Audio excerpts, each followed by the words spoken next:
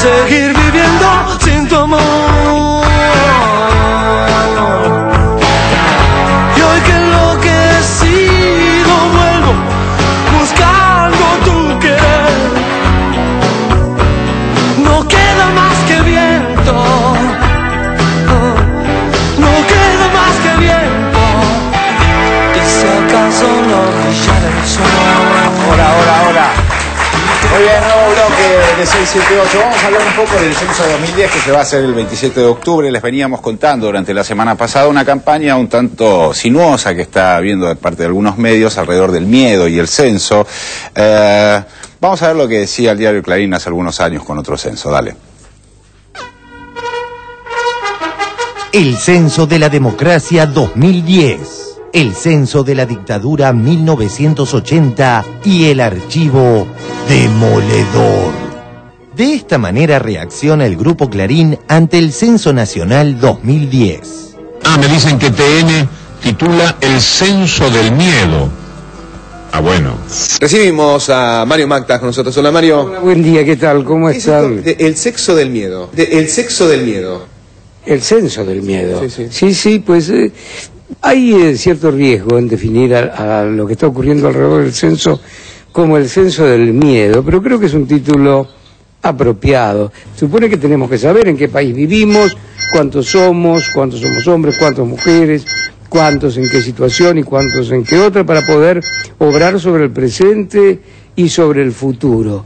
Pero que lo haremos con miedo. Y miren cómo reaccionaba el Grupo Clarín ante el censo que se realizó en 1980 durante la más sangrienta dictadura militar, con miles de desaparecidos, torturados y perseguidos políticos. La etapa más oscura de la historia argentina, pero una de las más fructíferas para ese grupo. Clarín, octubre de 1980. Esperando al censista. Verdad y confianza. Cuando el miércoles próximo un desconocido toque el timbre de su casa y exhiba su credencial de censista del CEN 80, responda con claridad y buena fe al breve cuestionario que le someterá. Es una persona igual que usted, un docente, un bancario, un empleado público o particular, que colabora en la tarea de saber cuántos somos y cómo vivimos. El censo del miedo, pero creo que es un título apropiado. Esperando al censista. Cuando el miércoles próximo un desconocido toque el timbre de su casa, responda con claridad y buena fe al breve cuestionario que le someterá. La gente no le cree al censo. Publican cartas de lectores en diarios y circulan cadenas de emails convocando a no atender a los censistas el próximo 27 de octubre. Clarín, 21 de octubre de 1980. Directora Ernestina Herrera de Noble. Importancia del censo. Un punto básico de este esquema es el que concierne al ciudadano encuestado, que debe aportar los datos correspondientes, ya que la corrección de sus respuestas contribuirá al éxito de la tarea de conjunto.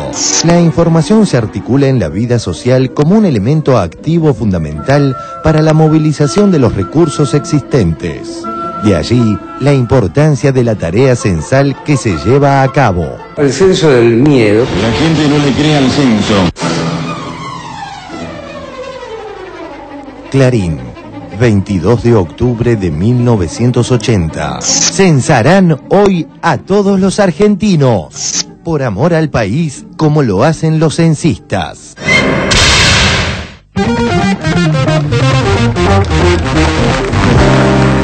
Bueno, a ver, Mario, ¿qué te parece esto que vemos? ¿Ves que efectivamente hay una campaña para atemorizar a la gente? No, yo brevemente, me parece, hablan de crispación, confrontación, censo del miedo.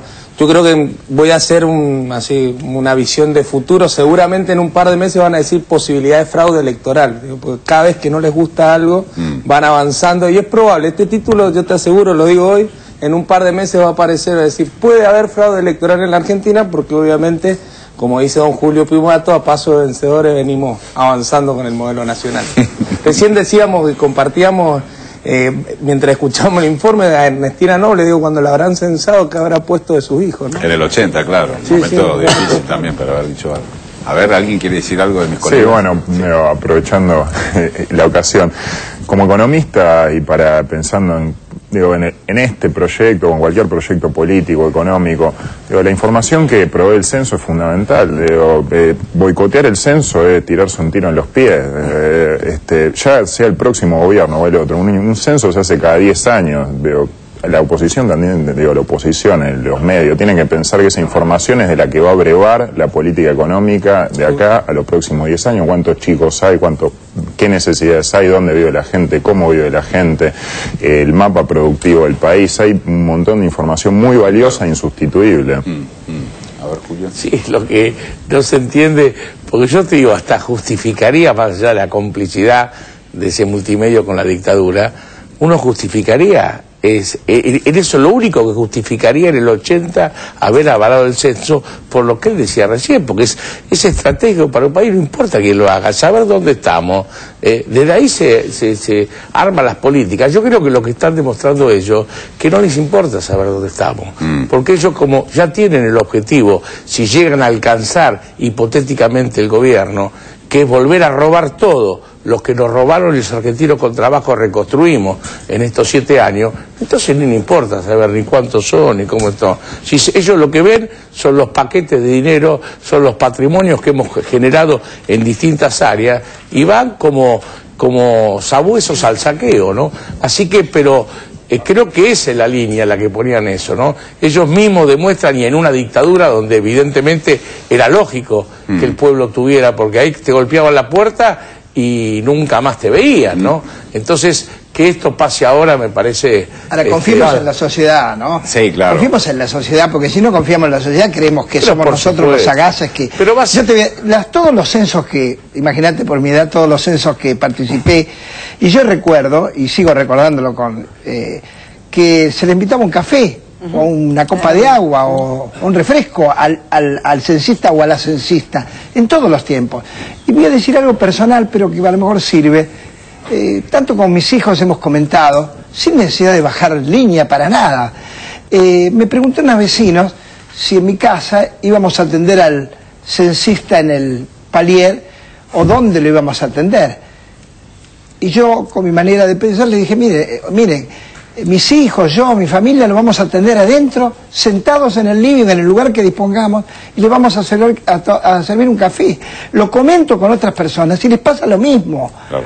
Entonces, tampoco hay que hacerse cargo de difundir la mendacidad del miedo. Hay que lo voy a atender mientras me baño, me parece. Pero, muy bien, tenemos que cambiar de tema, Julio. Pero una sola cosa, cambiamos de tema. Pasamos a nuestra sección Letra Chica, en este caso, con el tema de la justicia en Mendoza. Letra Chica, página 12, por Horacio Berbitsky. Justicia, ¿qué es eso? En Cuyo toda la jurisdicción ha sido puesta en emergencia por varios camaristas, acusados por complicidad en crímenes de lesa humanidad, coordinados por el hombre fuerte de la justicia cuyana, Otilio Roque Romano. Han dejado en libertad a todos los procesados por gravísimos delitos, primero en Mendoza y ahora en San Juan. Uno de esos jueces, Luis Miret, fue suspendido por el Consejo de la Magistratura y presentó su renuncia. Otro, Julio Petra, ya está citado a declarar ante el Consejo, que con alta probabilidad también lo suspenderá. Pero quien encabeza la resistencia es Romano, quien con un ardid burdo y la firma del propio Petra y del juez miembro del Consejo de la Magistratura Miguel Gávez, consiguió el apartamiento del juez Walter Bento, que lo había procesado. También obtuvo un certificado médico falso para impedir que avanzara su enjuiciamiento. Amenazó de muerte al fiscal Omar Palermo, que impulsó las investigaciones, y, con la complicidad de un juez subrogante amigo suyo, desconoció las facultades constitucionales del Consejo de la Magistratura, que había comenzado el procedimiento de juicio político en su contra. Romano dice que el Consejo no puede juzgar actos que realizó cuando era fiscal, pero como ahora es juez, tampoco podría enjuiciarlo el Ministerio Público, lo cual le garantizaría completa impunidad.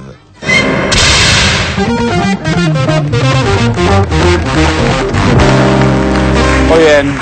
A ver, Mario, que sos ministro de Gobierno de Mendoza. La verdad que es una vergüenza esta situación, ¿no? Que podamos tener en una provincia dueños de la justicia, gente que hoy es excelentísimo juez de la nación, cumplieron esa función en la dictadura y la siguen cumpliendo en democracia. Fundamentalmente los dos nombres que recién hablábamos, tanto Tilio Romano como Luis Miret. Para que tenga claro la Argentina de quién estamos hablando de dos jueces de la nación que están acusados en la justicia de Mendoza, en la misma justicia federal, por el fiscal Palermo ante el juez Bento. En el caso de Romano, por 39 casos de tortura, 20 casos de apremios ilegales y 35 casos de homicidio agravado. Es un juez de la nación. En el caso de Luis Miret, por 31 casos también de apremio, desapariciones, tortura y muerte. Estos dos jueces, utilizando artilugios legales y que le da la propia justicia que no le dieron a un montón de argentinos y a un montón de mendocinos, han ido trabando los procedimientos para que no avancen y no puedan ser sometidos a la justicia. Hoy... Es la Cámara, Mario, perdón, es la Cámara que le dio el ok al diputado Romano cuando presenta cuando presenta un recurso para... Ellos quisieron utilizar el argumento de que en este caso los organismos de derechos humanos y el gobierno de Mendoza ha presentado en el Consejo de la Magistratura, inclusive en una de las presentaciones nos acompañó Julio Piumato en carácter de secretario general de gremios judiciales. Ellos decían que nosotros hacíamos eso en carácter de presión porque habían avalado el amparo en contra de la ley de medios. Fuera de la realidad, nosotros estamos discutiendo, si bien eso es profundamente importante, la ley de medios, estamos hablando de la investigación, de lo que ellos hicieron personalmente en la época de la dictadura. Y otra cosa más que nos da vergüenza también en Mendoza, esta misma Cámara, como bien decía ahí, es la única jurisdicción federal de la justicia que dio excarcelaciones a los dictadores. A quienes generaron apremios ilegales, desaparición y muerte, le dieron excarcelaciones. Y antes de darle ese beneficio, le daban beneficio de vacaciones, porque cuando se querían ir de vacaciones les autorizaban las salidas del país. Es más, ¿cómo será que han mutado de la dictadura ahora a los sectores económicos? En Mendoza no existe un solo condenado importante por delito de evasión económica. Imaginémoslo, en Mendoza no hay evasión, porque esta Cámara ha decidido tener relaciones con los sectores económicos y obviamente no hay ningún condenado. Esta es la Cámara de Mendoza, la misma justicia que le dio la ciudadanía a Montserrat Alcázar, lo mismo. Ahora, esa es realmente mi desazón en un punto, ¿no? Tremendo. ¿Cómo puede ser que hayan pasado 27 años de democracia y que recién ahora a estos camaristas se les haya impulsado un proceso de juicio político? Sí, recordemos que la derogación de obediencia y debido y punto final fue en el 2005. Y hasta ese momento... Pero no se conocían estos antecedentes, digamos, la justicia...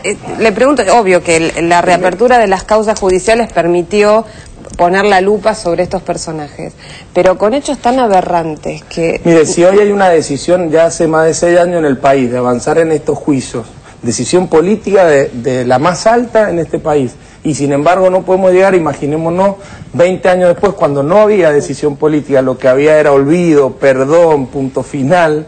Imagínense, era muy difícil. Y el argumento que usa Romano en muchos de sus casos es: ¿por qué vienen 30 años después? Yo cuando era fiscal de la dictadura no pude hacer nada. Este es el argumento en la última carta en la que nos discutía a mí como ministro de gobierno, al fiscal Palermo y a Bento. Decía, yo no podía hacer nada porque ni los militares ni la policía dependía de mí. ¿Qué está diciendo eso? Que él supo que pasó algo. Porque si no hubiera dicho, mire, yo no actué porque yo no vi nada. Sin embargo, él hoy está admitiendo que supo que pasó algo y que él, al retornar a la democracia, podría fácilmente haber dicho, mire, yo conocí tal situación, tal otro. Un ejemplo clarísimo. Una vez Romano atiende a la madre de una de las víctimas de uno de los casos que se van a empezar ahora el 17 de noviembre en Mendoza. Y le dijo que estaba desaparecida su hija, le habían llevado los bienes, todo. La respuesta fue, esta no es una oficina de objetos perdidos. Está en el expediente. Estos son los jueces de la nación argentina. ¿Desde cuándo son camaristas? ¿Y qué pasaba cuando Cobos era gobernador de Mendoza con esta cámara? No, bueno, pero ellos ingresaron, muchos de ellos con relaciones con el menemismo. Muchos de ellos ingresaron con esa relación y continuaron después, como se fue derrondando la mayoría de los cargos de la justicia federal en la Argentina. Cortito, por favor, Julio. Sí, no, yo quiero, contestando a tu pregunta, yo levanto la actitud del gobierno de Mendoza que tuvo alguien de denunciar, Nosotros en el gremio prácticamente hemos sido los únicos, nuestro gremio que ha denunciado casos de este tipo. Y vos no podés ser el salvador de la patria solo. Hay muchos lugares, fíjate, en Córdoba ahora han aparecido por testimonio de los policías, de los propios inculpados, han aparecido las complicidades de la Justicia Federal de Córdoba. Y los organismos de derechos humanos de Córdoba nada hicieron a ese respecto. Nosotros cuando fue el tema de Visordi, ¿te acordás que Visordi, que se estigmatizó? Nuestra consigna fue, desgraciadamente, hay mucho más de un Visordi en la justicia, y en todo lugar, y en el Consejo tenemos muchísimos de estos jueces denunciados, pero esto tiene que ser una toma de conciencia general, y no ha habido, si se quiere, y de toda la dirigencia política, que no ha habido en las distintas provincias, nadie quiere meterse por el poder que tienen las justicias federales, nadie quiere enemistarse con la justicia federal. Hay una actitud de comodidad que es muy difícil y muy delicada. Ahí te digo más, en Mendoza yo te puedo decir que estos mismos camaristas son responsables o corresponsables de haberse quitado terrenos muy importantes a la Universidad de Cuyo, y la anterior decana y el actual rector de la Universidad de Cuyo tenían miedo de pedir juicio político a estos jueces por temor a lo que le podían hacer, digamos. Es decir, el poder, y fundamentalmente en el interior del país de las justicias federales, es un poder a veces siniestro, cuando tendría que ser un poder transparente y una garantía de equidad de derechos para todos los ciudadanos. Disculpame, que no se dice, pero muy breve, porque va a ser una decisión del gobierno provincial. Nosotros vamos también a cargar, en cierto modo, y aprovechando que hay hace ya varios años una nueva composición en la Corte tiene mucho por hacer en esto. Así como a veces se preocupaba por restablecer el orden en algunas provincias para restituir funcionarios, nosotros vamos a pedir de Mendoza que nos restituyan la justicia. Muy bien, señor, nos vamos al corte, ya volvemos.